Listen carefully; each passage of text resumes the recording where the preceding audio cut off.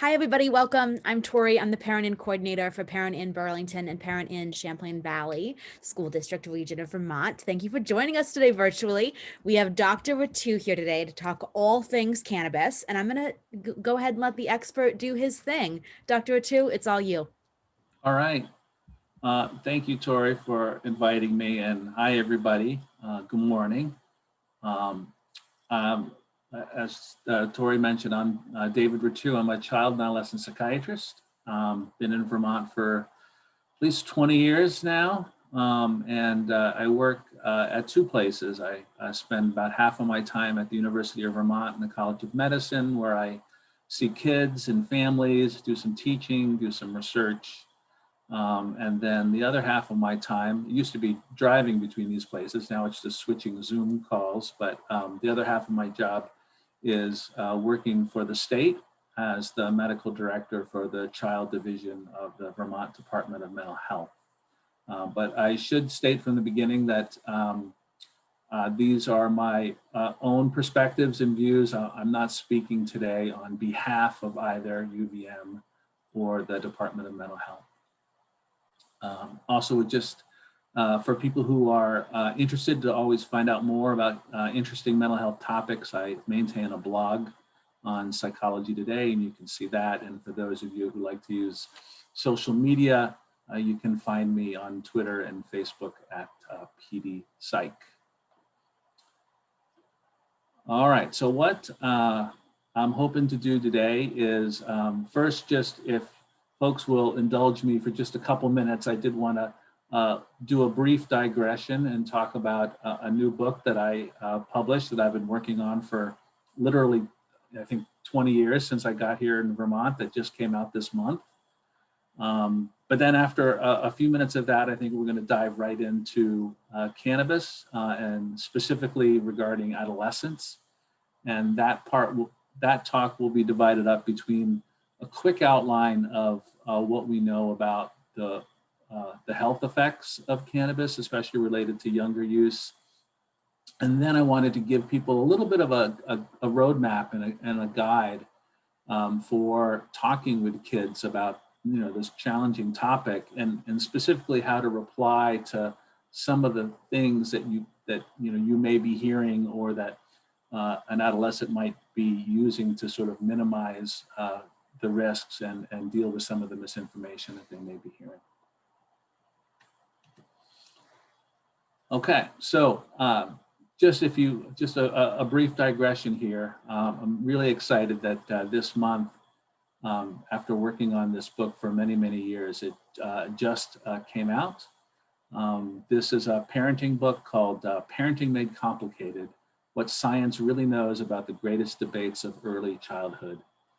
And what I was trying to do in this book was to synthesize in a very non-jargon, non-technical, non-judgmental way what the evidence is behind many of the perennial debates regarding parenting, especially among for younger kids. So, we're talking about things like screens and praise and Ferberization and sleep training, divorce, daycare versus home care. I mean, all the stuff that all of you as parents probably see on the internet all the time in terms of books and blogs and articles, and you're probably given, 100 different answers for, what you're supposed to do with your kid about this. And one of the fundamental premises and themes of this book is that parenting is not a one-size-fits-all thing. It's you have to know the personality of your kid and probably the personality of yourself, and that the science is telling us that the, quote, correct answer for many of these long-standing parental dilemmas isn't correct for everyone, and that you may need to adjust, what the best course is for your particular child based on that child's temperament or a number of other factors. And so that's really, so these are the different chapters that we get into. So we talk about parenting styles like helicopter parenting and praise and gender development, screens, picky eating. And for each of the chapter is sort of organized in the same way, where I try to provide sort of this overall look and an overall sort of summary of what the science actually says about that topic. And then if the answer is it depends, and kind of a spoiler alert, the answer often is it depends, then I try to go into that with a little more detail and say, well, actually, if your kid is a little bit more anxious, maybe you have to move things in this direction. If your kid is a little more aggressive, maybe you have to move things in this direction. If your kid is really mellow, you may need to tweak it in a different direction.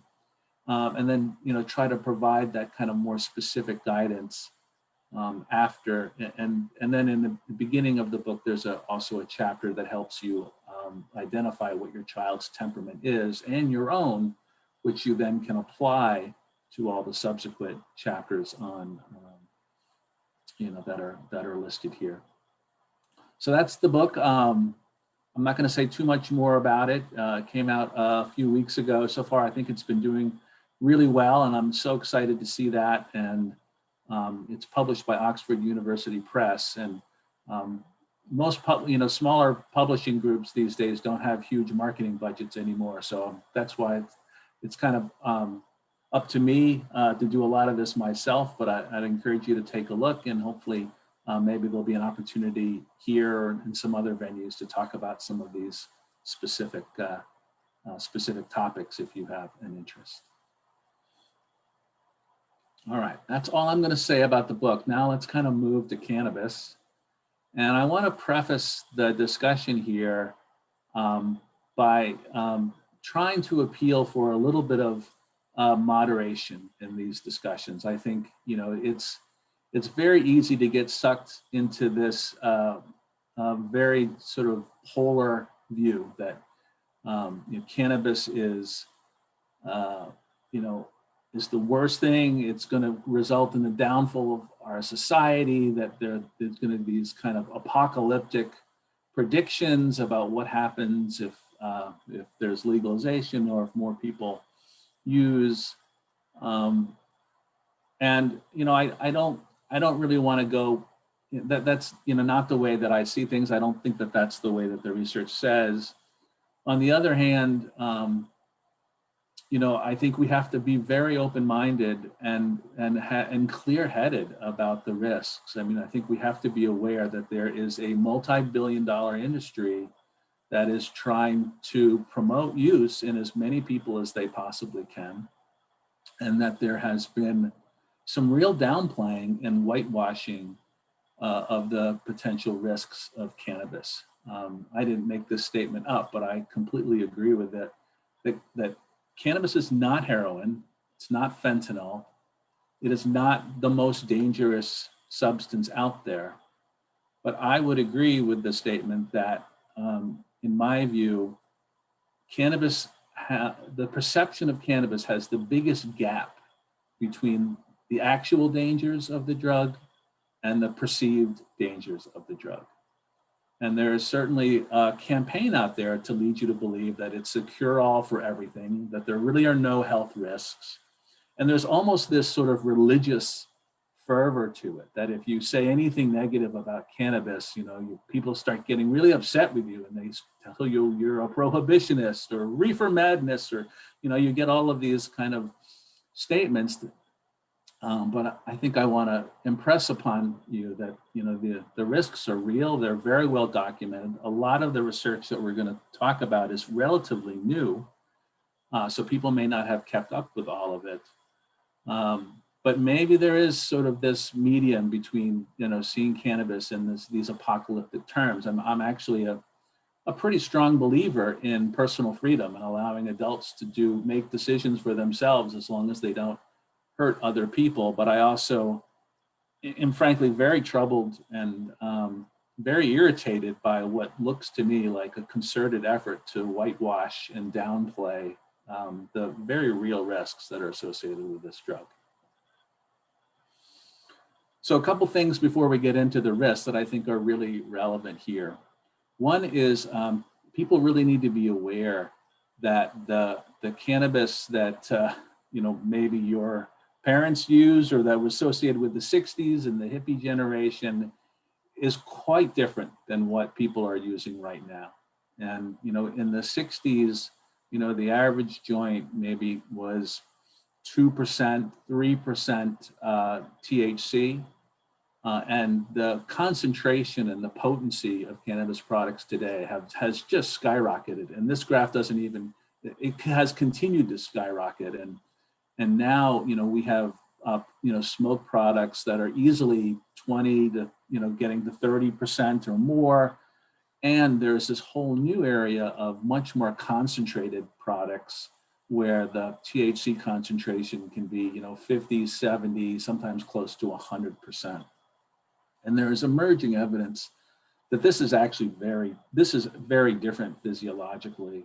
And we really should not be equating the marijuana of old to the products that are out there. Let me tell you a little bit about what we know about the usage especially for adolescents. So this is some data from the National Institute of Drug Abuse that comes from a well-known study called the Monitoring the Future study.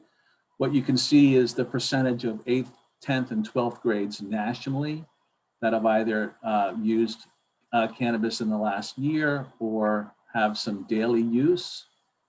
What you can see over time is up until maybe a few years ago, the rate has been pretty steady.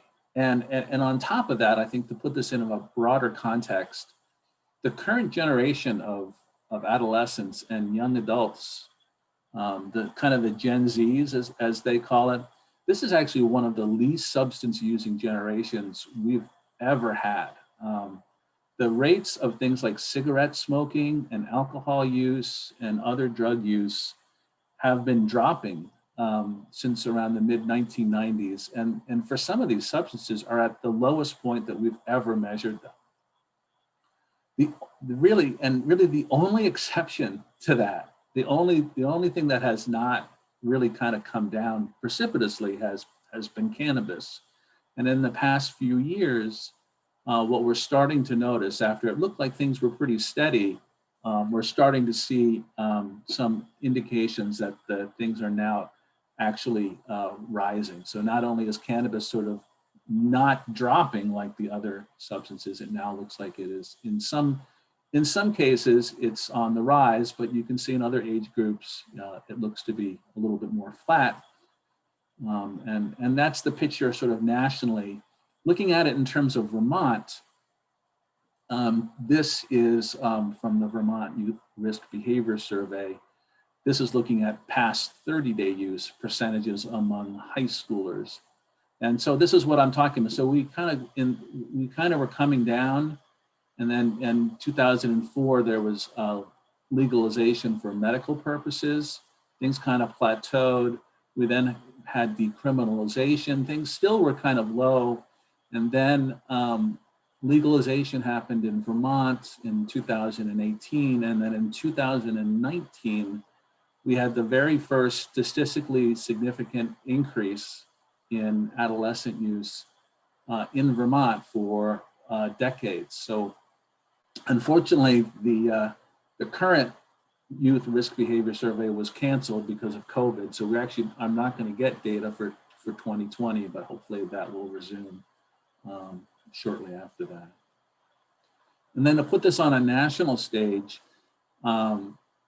these data are a little old, but this sort of shows you the prevalence of cannabis use by state and color-coded for whether or not the state has legalized uses for sort of medical marijuana and then recreational. It's a little old, so what you can certainly see is that there's quite a range from state to state. Vermont is right up here, kind of battling it out with states like Colorado and Washington.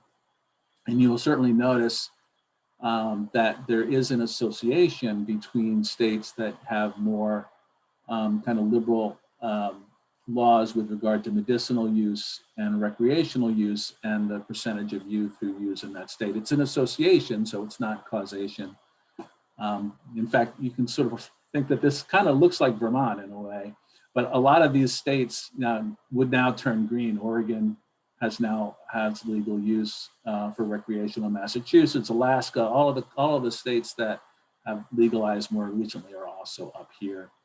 And then looking at it another way, you can sort of see that the highest percentages are concentrated here in New England, and then all on the West Coast, and then of course Colorado, which often is sort of the national leader when it comes to cannabis usage across lots of age groups.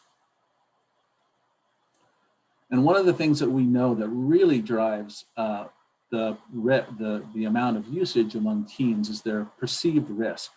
So you can actually see, if you sort of track both the how much adolescents are using, and also track if they perceive that there's significant risks of harm for using cannabis, you can see almost this lockstep progression. So it really matters quite a bit what adolescents are hearing and what they're believing when it comes to the risks associated with cannabis as a strong predictor of their likelihood to try it and use it more regularly. And then one more thing before we get into the specific risks that I think many of us in public health are really concerned about is that there is sort of this myth that the recreational and legal market is really kind of mom and pops, ex-hippies, kind of, they've got a few plants and it's very sort of low key, but the reality is that this is a huge business and people are recognizing this. And more and more, major companies, including most recently Philip Morris, the famous tobacco company, are jumping into the game. And that's troubling for a lot of us because, we have felt like we have fought so hard for so many years, and it has taken so much money to get finally the people to be aware of the risks of tobacco use and to lower the amount of use in adolescents. And now for many of us, it feels like, we're like Sisyphus. We're rolling the stone back up again, and we're going to have to do the same thing all over again. And I think we're troubled by that because we know from many of the lawsuits that were filed against the big tobacco manufacturers, that we realized that when it came to adolescent use, it wasn't some byproduct, some unfortunate byproduct of their marketing that resulted in kids getting hooked on cigarettes. It was their marketing strategy. I mean, that was their plan all along. And so, why would we think that things are going to be that dramatically different now that the same companies are getting involved in the game when it comes to cannabis? So we just need to be sort of aware of the sort of the corporate presence behind this that I think people are trying to hide as best they can. So let's get into a little bit about the health effects. These are the areas that we're going to cover, and we're going to cover this fairly quickly. And if you have questions at the end, I'll be happy to try to. I know some of these may be a little bit technical, but I do want to be able to sort of cover all of these. So one thing to mention is that when it comes to cannabis, we're not talking about a single compound. It's not a sort of a single substance that in the entire plant, there are maybe 100 different compounds, many of which can have effects on the brain. So the one that we talk about the most is tetrahydrocannabinol, THC. That is the specific compound that gives people the high and may be responsible for many of the negative effects of cannabis. But there are many other compounds as well. Probably the second most famous one is cannabidiol, which in some ways may have different and sometimes even opposing properties as THC. And then if you're following this, that there's, people are identifying other compounds that also may have physiological effects. So there are all of these different compounds in a cannabis plant. They can be present in varying concentrations. And it's, I think it's one of the reasons why, especially when it comes to, quote, medical marijuana, that physicians get a little uncomfortable about, prescribing or recommending it because there's just so many different compounds. I mean, I wouldn't say here, I'm recommending some random combination of 100 different compounds for my patients. It just seems a bit irresponsible. And so I think that's one of the things that gives us some cause. The brain does have, obviously, for cannabis to have an effect on the brain, there have to be receptors for it in the brain. And the brain does have what's called an endocannabinoid system. So there are, brain chemicals that have chemical properties that look similar to cannabis, and that's why cannabis can bind to those same receptors. And we know that that system is very complicated, but it looks like it's involved in a lot of very important neurological functions like brain growth and some of the supportive systems that support neurons, the brain cells, and their activity and their relationship with other neurotransmitters like serotonin and dopamine.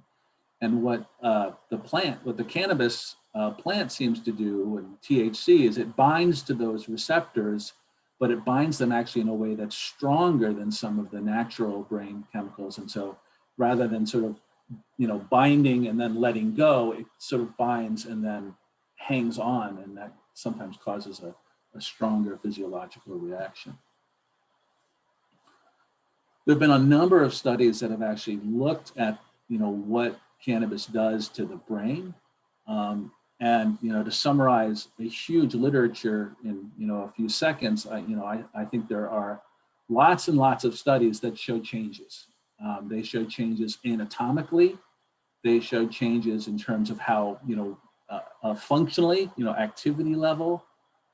They show changes in sort of the structural integrity of some of the supporting cells in the brain. But to be honest, sometimes it can be hard to sometimes know exactly what these changes mean, whether they're good or bad. This is a challenge that I think plagues a lot of neuroimaging research, which is really incredible. You get these amazing pictures, but then the interpretation of, well, this part of the brain is a little bit bigger or smaller or grows faster or grows, that I think there's still a lot of work left to be done to really interpret what these changes really mean, but the changes are definitely there.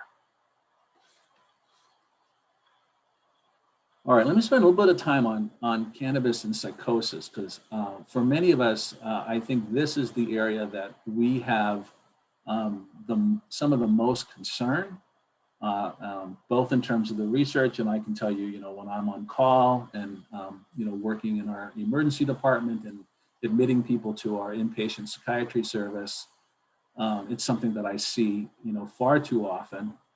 But it's also very complicated, and it can be a place where it can be very confusing, and I think people can sort of use the research to their own political purposes on both sides. So let me try to explain, I think, what we know about this. So it's very clear that there is a strong association between cannabis use, particularly heavier use and earlier use, and the development of psychotic symptoms up to full-blown schizophrenia, which, as many of you know, is a long-standing psychotic illness where people have declines in functioning and can have hallucinations and paranoia and things like that. So we know that this association is there. Heavy cannabis use is probably associated with at least a doubling and maybe, and in some studies, a quadrupling of the risk of developing a psychotic disorder. But it's an association, right? Most of these studies show association. So that doesn't necessarily prove that cannabis use is causing the psychosis. And so, what often happens politically on the internet is there's a study and then somebody says, yeah, but that doesn't prove that they're associated. And so we get sort of stuck in this debate because there are a lot of mechanisms that could be happening. So it could be that actually people who are prone to develop psychosis are more likely to use cannabis use. right? It could be that cannabis use causes the psychosis, and it could be that there's some other factor that's related both to increased psychosis and increased cannabis use. And right now, in terms of, people are getting better and better to sort of tease out the effects. There are ways to do this both statistically and how you design a research study. And, some of the best interpretations of all of this data are suggesting that you don't have to decide between one pathway or another, and that what is likely happening is all of these pathways are contributing to this association. There was an important paper came out by one of the smartest people I know in terms of disentangling all these things, and that was their conclusion, that you don't have to sort of say, no, this is all attributed to some other factor or it's all causal. All of these things are playing a role. So it may be true that that all of this link is not because cannabis use is directly causing psychosis, but it's probably true that some of it is, and that causal link remains. And this is, I think, where our field is starting to sort of coalesce. And this is also reflected, this is a study looking at admissions to an emergency department in Colorado. You can see this steady increase in visits that are related to cannabis. And you can see that a big percentage of these actually are, behaviorally related. And by behaviorally related, very often, that's exactly what we're talking about, are people who are coming in acutely psychotic in the context of, new usage or heavy usage. And that's certainly, unfortunately, one of the things that we're seeing in our emergency rooms as well. Another very hotly debated topic is about, can cannabis be contributing to violence? We sort of, the stereotype of cannabis is that it kind of mellows you out and you're happy and you just kind of lay around and giggle. And certainly that, certainly that occurs. But there's also increasing research that seems to suggest that, especially over long term with higher potency cannabis, with earlier use, that there is a link between violent behavior and the use of cannabis. This is what this study is something called a meta-analysis. So this is when a group of investigators try to summarize. They try to take all the research studies that are out there on a certain topic, and then combine them to sort of get to an overall conclusion about a certain thing. So these investigators took all of these different studies that looked at this association and then put them all together and then came with a final sort of conclusion. So an odds ratio, this is an odds ratio. So if something hits the number 1, that means there's no increased or decreased risk. It's the same. And what this is showing that is, this is moving towards increased risk. But if you look at the different studies, actually, I think this really shows, how studies can be used politically and how you can cherry pick studies, because, if you're trying to minimize what people think about the risk between violence and cannabis, you'll say, hey, look at this study. This study actually found a decreased risk, or this study actually showed, not, but, you can pick. And if you put all of these studies together, you can see that the majority of them end up supporting that there is this association. Now, what about cognitive functioning? So again, pretty good evidence that especially for people who are using frequently, that there are deficits in attention, in memory, in learning. I think the bigger question is, do those cognitive deficits persist even when someone is not acutely intoxicated? And is it possible that some of these cognitive deficits are irreversible even when someone decides that they're going to stop using? So very little debate about the cognitive effects when someone's intoxicated. there are several meta-analyses that seem to suggest that some of these deficits can persist even when someone is not acutely intoxicated. But the good news is that it looks like most of them, at least, when somebody decides to stop using, that these are relatively reversible, which I think is good. There are some studies suggesting about how this may actually be happening. This was a study from the very prestigious journal Nature that looks at the mechanism through which this may be happening. I won't go into that, it gets a little bit technical. I do want to mention, there have been some studies that look specifically at IQ in cannabis. And again, people will emphasize different studies depending on sort of where, where they want to lead people. Maybe one of the most famous studies came out, again, in a very prominent journal about 10 years ago. It found quite a dramatic drop, an IQ drop of 8 points among people who were very heavy users. So to get that drop, you basically had to be cannabis dependent, I think, at multiple points in time across a long period of time. So this, for people who are trying to, sound the alarm about cannabis, this is a study that's often cited. It's not a perfect study, and for people who are trying to downplay the cognitive risk, they will cite another study, a twin study that actually showed that that these differences in IQ didn't look like were causally related. But of course, that study had an incredibly light definition of what cannabis use was. And so they counted heavy use as anyone who used more than 30 times in their entire life. So just to point out that these, technical methodological differences that a study can have can make the difference in what a study finds. And then, of course, then you layer that on what studies, people who are trying to use these to more political purposes decide to cite and not cite. You can see how this gets layered on top of that.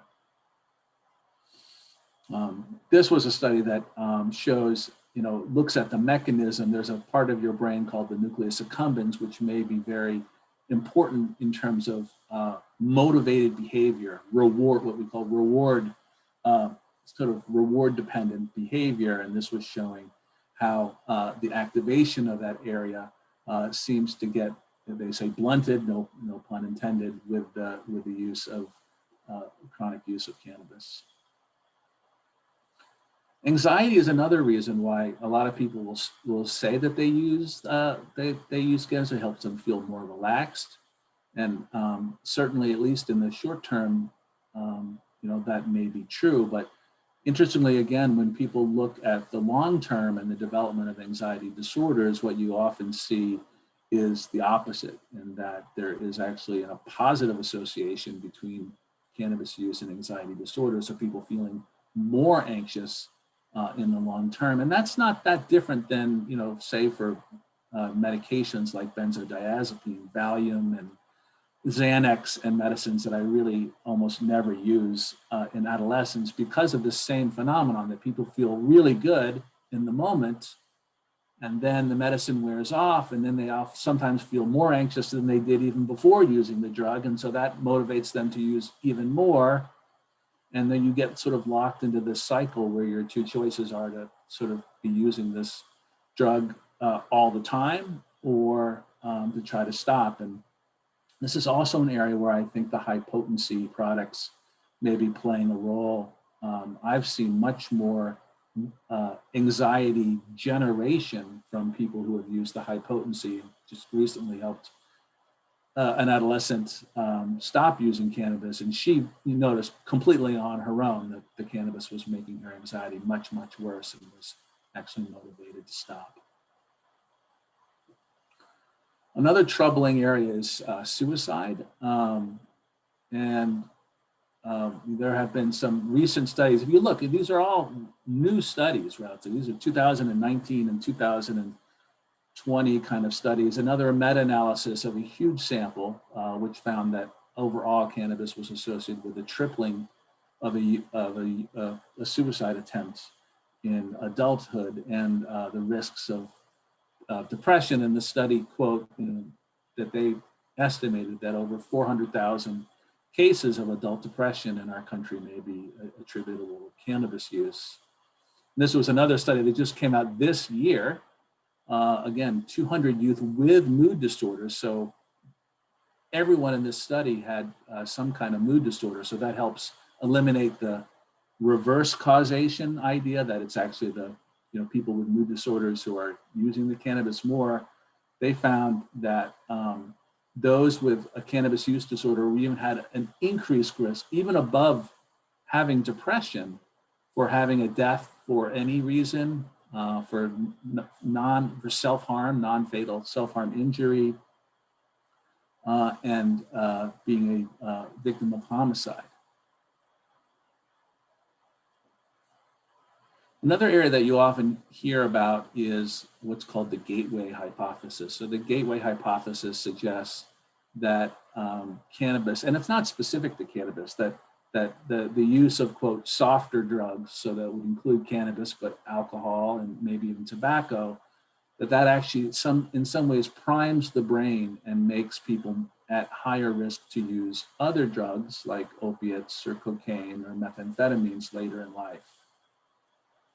And I know some of the advocates like to say that the gateway hypothesis has been debunked, and it really has been anything but debunked. They may wish it were debunked, but it really hasn't been. And there continue to be studies, pretty rigorous studies, where they're controlling for genetics. They're talking about, they're using animal models, to suggest that that this remains a risk and is something that we have to be nervous about, although, as I said, it's not specific just to cannabis. It could be true for alcohol as well. This was a study that looked at this phenomenon in rats and found that not only was sort of priming a rat by using THC, making that rat more likely to use heroin later in its life, it actually increased the risk that its offspring would use more heroin, and sort of this sort of multi-generational, or what they call a cross-generational gateway, which to me is really troubling.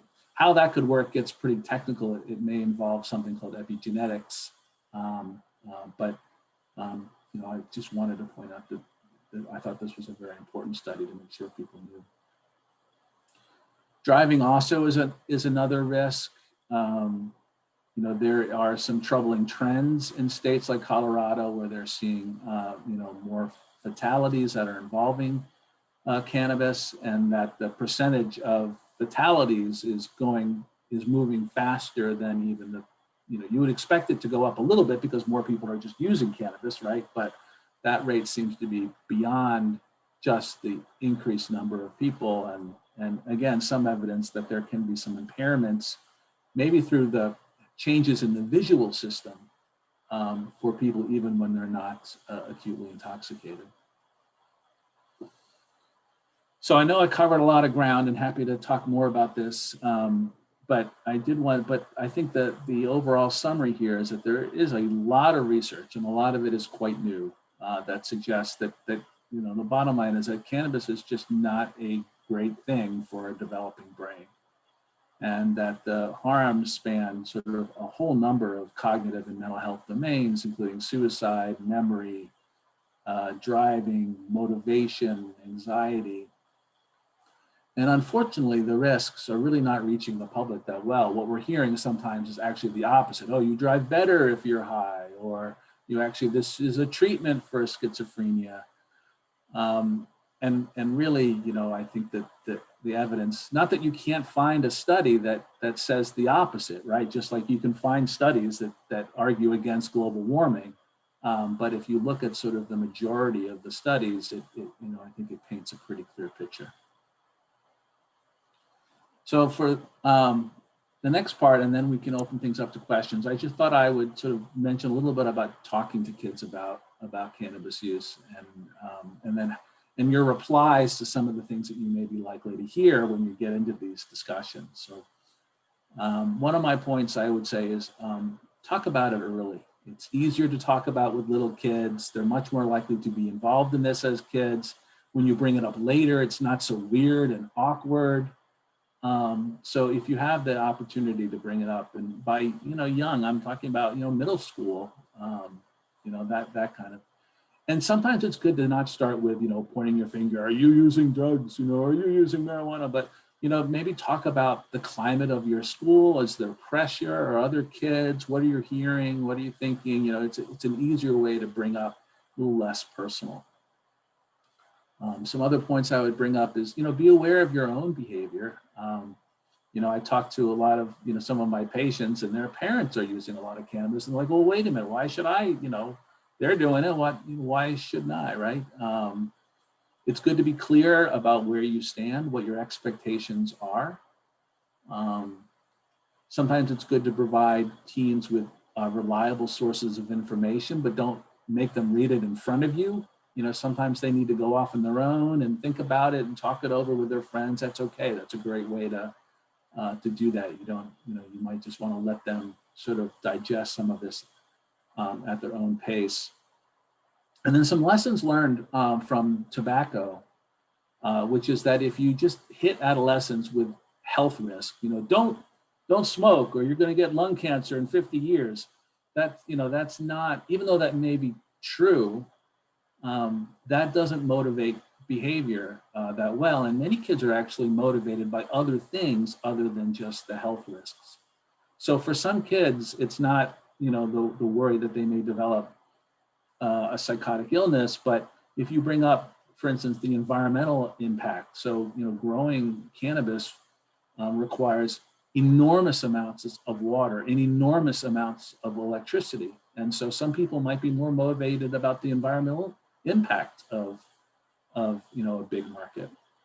Some people are motivated by the fact that they don't feel they want to get ripped off by a big corporation who is profiting off their usage. And so that mode, or they're worried about sort of preying upon marginalized groups. For some kids, that's the way that's going to be more compelling. And then also if you have an adolescent, you may want to just talk about, especially if you're worried that there may be some risk of them using, you may want to consider what ahead of time, what are you going to do if your child is in a situation where they are using, they may be high. You may want to consider a no punishment policy. Just call me. There won't be consequences. I'll come pick you up. If you're really worried that there could be significant harm, especially with your child sort of concealing their use. And then let me just talk about some of the things that your adolescent may be saying, you may be hearing, and maybe some of the responses, and then we can kind of open it up. So here's one that I hear all the time. It's fine, right? It's natural. It's a plant. What's the big deal? So it's good to remind ourselves that tobacco is just a plant, and that there are tons of products out there in the natural world that are deadly and toxic. And just because something is natural or grows out of the ground, that doesn't mean that it's absolutely safe.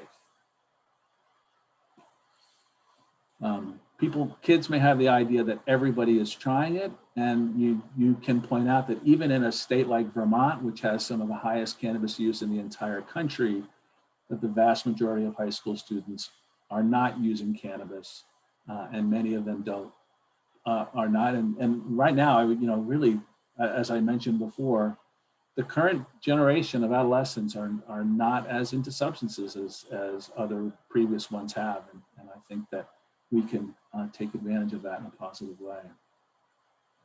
Another thing that I realized all the time was that a lot of people were dismissing anything I or any physician would say because we were being accused of being sort of drug company pawns and just doing things to promote the manufacture of opiates, which, at least I thought was kind of ridiculous, but I realized I was running into this a lot and I needed to address it. And I take no money from any pharmaceutical company.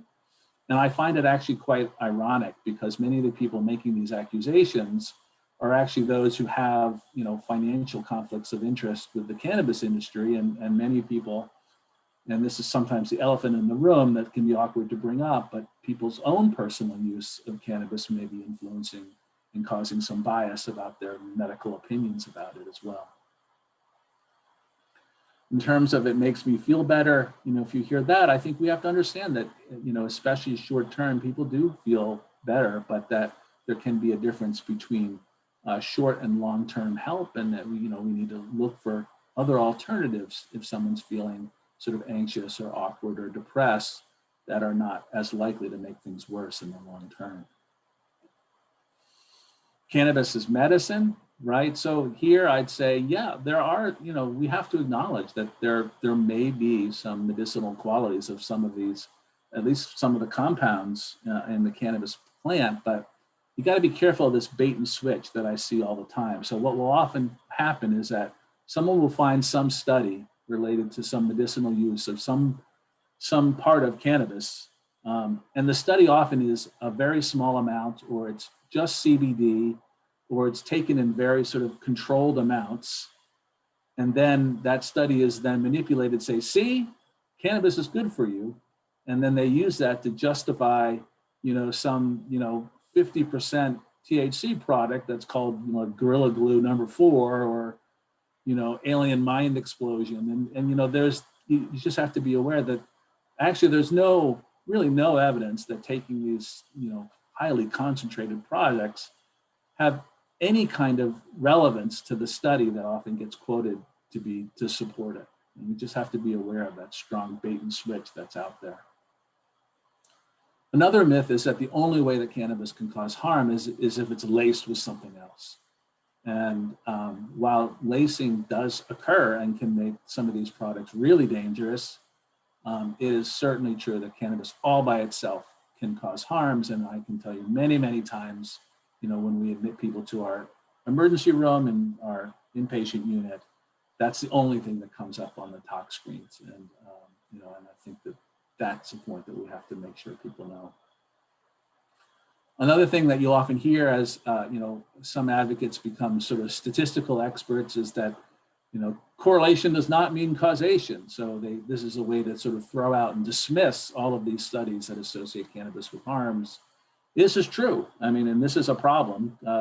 Correlation does not mean causation, but it is also true that among the research on the harms are quite a few studies that are randomized studies, that are animal research and experimental, and that have some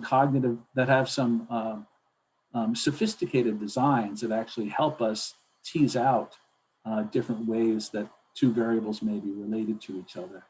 So it is not a very strong argument to basically throw out an entire literature of this length. Sometimes you hear that nobody ever died from cannabis. This is untrue. Even if you're talking, certainly you don't have near the amount of deaths that you might with, opiates, but there have been reports of sudden death that are attributed directly to cannabis use. And then you have to also think about all the indirect effects that can come from car fatalities and suicide and a number of other mechanisms. And that's it. Here are a few places that you can go if you're looking for more resources, scripts, and talking points in terms of talking with kids about this. And I know I went through a lot in 45 minutes, so I appreciate your patience, and I'm happy to stop sharing my screen and talk about Dr. Rettew, thank you so much. I'll applaud because our attendees can't applaud. We do have a few questions if we want to dive into the Q&A portion now. Okay, our sure. First question was regarding to the idea of adolescents need safe opportunities to experience low risk, and the fact that we're feeling as though, or some of the attendees are feeling as though, cannabis is providing too high of a risk that's too easily accessible amongst adolescents. And they're wondering how you might suggest finding out what and how much a child may be using if you suspect that they are using. Yeah, well, I think this is where it's great to have an open dialogue and to start early. And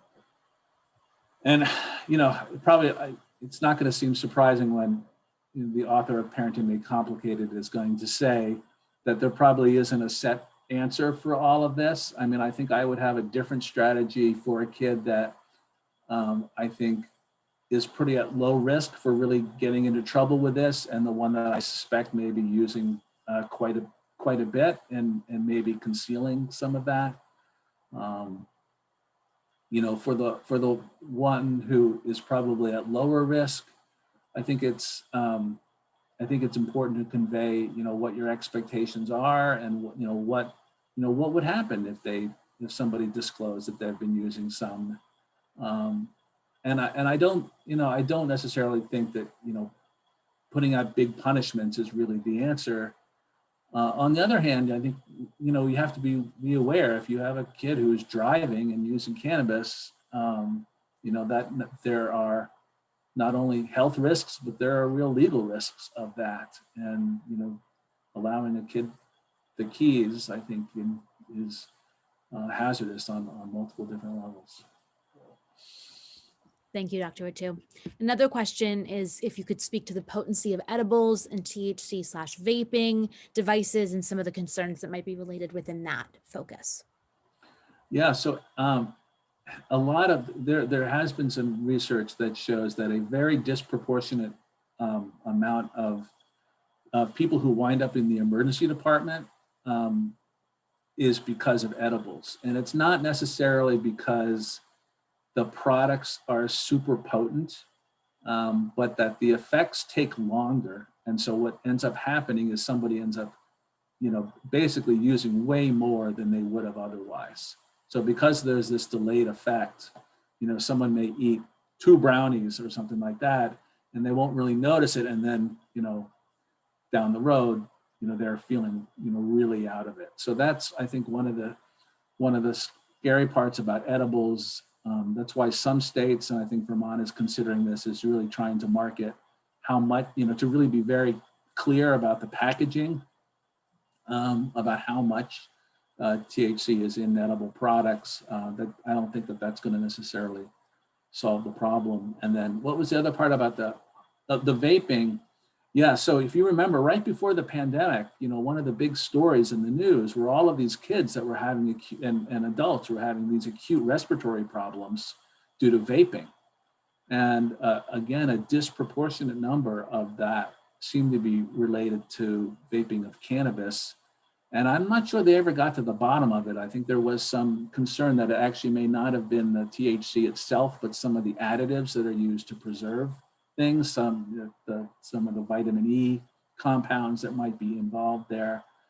But I think that continues to be a concern. I think maybe when, once the pandemic wears down, we start hearing about other things again, we may hopefully learn more about that. Thank you, Dr. Rettew. I actually attended a panel a few months into the pandemic that stated that the children or adolescents that were vaping socially prior to the pandemic actually statistically are vaping less now during stay-at-home orders and quarantine. However, individuals that were vaping more regularly or daily within middle school and high school students across the country are vaping more at home due to stress, right? So that's some of the numbers that we're starting to see. But again, so many of us are talking about COVID and COVID alone in the last few months. We have 2 more questions so far. One is, we have an individual that's curious to know your response, Dr. Rettew, regarding alcohol and how that's a way worse substance, but it is in fact legal. Yeah. So what are some of your perspectives on that? Well, from my political side, I think that is a valid argument. And, I think that alcohol comes with, huge risks. They're very different risks, though. Different body systems. We're not worried so much about psychosis. We're more worried about sort of aggressive behavior when someone's intoxicated. So I think it's okay to worry about both. I get frustrated with the sort of the arguments that we have to either be worried about one or the other. I really wouldn't want my adolescent to be using either right now, and I think we just have to be aware that there are a lot of risks, and I think as more people use more cannabis, I think the numbers, the sort of societal costs and health costs are going to start catching up And we also have to be aware of that in some of these economic analyses, because yes, we may be bringing in some tax income, and that will show up on one line in a budget, but there are all these other dispersed costs that will not show up so easily, that will actually sort of draw down, and we may not be, for people who are really motivated by the tax benefits, the income benefits. I think, as we're seeing in California, they're not even getting close to the projections that they had hoped for. I'm also going to drop a link for all of our attendees to the One Choice Initiative, which is the idea that substances are set at the legal limit of 21 and over for a reason, right? So, and how we in prevention actually talk about 25 for brain development's sake. But 25 can be a scary number for some of our kiddos to hear. It feels very far away. So, but that idea of, all substances are illegal until you are 21, right? And that can be a good starting point for some parents. Our last question is from our very own coalition director, Mariah. And she was wondering, she has sorry, Mariah, I'm trying to find your question. She has 2 teenage boys, and as they're getting older, they're seeing a lot more media, so shows, memes, and such, normalizing teens using marijuana and other drugs. Do you have any suggestions for how she could respond to her boys about this? Well, look at them. I mean, and don't just sort of dismiss them, but look at them and explain. I think, what's deceiving about those. And again, what might be more powerful, rather than just sort of talking about the health risk, is to sort of say, this is an attempt to manipulate you.